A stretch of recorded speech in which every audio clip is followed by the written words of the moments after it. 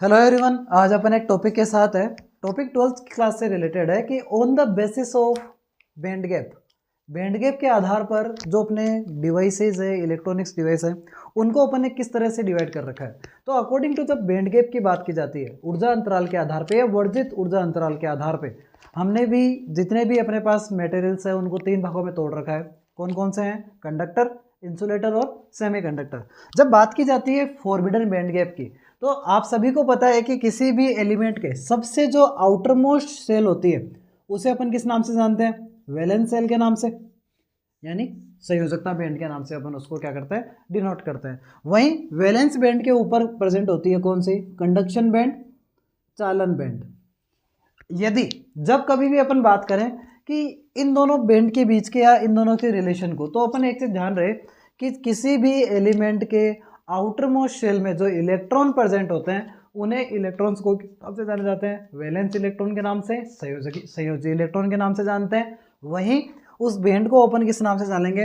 Valence band के नाम से। और जस्ट उसके ऊपर की तरफ एक जो, अगर बात की जाए, एक खाली एक एरिया है जिसे अपन किस नाम से जानते हैं? कंडक्शन बैंड के नाम से जानते हैं। यानी यहाँ पर जो इलेक्ट्रॉन वो एक्साइटेड होने के बाद मूव करते हैं। यानी जब अपन किसी एलिमेंट को अपन एनर्जी देते हैं, किसी भी तत्व को जब ऊर्जा दोगे, तो इलेक्ट्रॉन एक्साइटेड होकर जंप करके जहाँ पर जाएगा वो बैंड कौन सी है? कंडक्शन बैंड कहलाती है। तो इस आधार पे भी अपन ने क्या किया हुआ है? 3 भागों में डिवाइड कर रखा है। सबसे पहले बात करते हैं अपन किसकी? कंडक्टर्स की, यानी चालक पदार्थ की। जो बात करें तो जितने भी कंडक्टर होते हैं, जितने भी चालक पदार्थ होते हैं, उन सभी के अंदर ये जो बैंड गैप है वो 0 इलेक्ट्रॉन वोल्ट रहता है। यानी दोनों की दोनों एक दूसरे की क्या रहती है? ओवरलैपिंग में रहती है। वैलेंस बैंड और कंडक्शन बैंड दोनों के बीच का जो गैप है वो गैप कितना रहता है? Approximate 0 electron volt. यानी इलेक्ट्रॉन आसानी से इसके अंदर ट्रेवल कर सकता है। विदाउट एनी एनर्जी के भी इलेक्ट्रॉन आसानी से जंप करके ऊपर की ओर जा सकता है। तो यहाँ पर अपने पास एक जो थ्योरी निकलती है वो एक बैंड गैप की निकल के आती है कि वैलेंस बैंड और कंडक्शन बैंड दोनों के बीच में जो एनर्जी का गैप है, जहाँ पर कोई भी इलेक्ट्रॉन प्रेजेंट नहीं है, उसी गैप को किस नाम से जानते हैं? वर्जित ऊर्जा अंतराल, फॉरबिडन बैंड गैप के नाम से जानते हैं। और जितने भी चालक होते हैं उनमें यह फॉरबिडन बैंड गैप कितना रहता है? 0 इलेक्ट्रॉन वोल्ट। नंबर 2 अपना आता है, वो है अपने क्या? इंसुलेटर। इंसुलेटर यानी कुचालक पदार्थ या अचालक पदार्थ। यदि ये जो बैंड गैप है जो अपना लिया हुआ है, अगर ये बैंड गैप इतना ज़्यादा कर दिया जाए कि इलेक्ट्रॉन कितनी भी एनर्जी ले ले, इसके यहाँ से ट्रेवल करके इस जगह पे आना पॉसिबल नहीं होता है।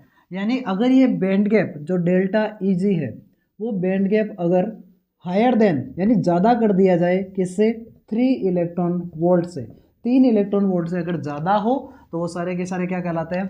इंसुलेटर, कुचालक पदार्थ के अंदर काउंट किए जाते हैं। नंबर 3 आता है अपना क्या? सेमीकंडक्टर। सेमीकंडक्टर, या अगर बात करें अपन इसको क्या बोल सकते हैं? अर्धचालक। तो सेमीकंडक्टर डिवाइस यानी अर्धचालक वे युक्तियां जिनमें बैंड गैप इन दोनों के बीच का हो। यानी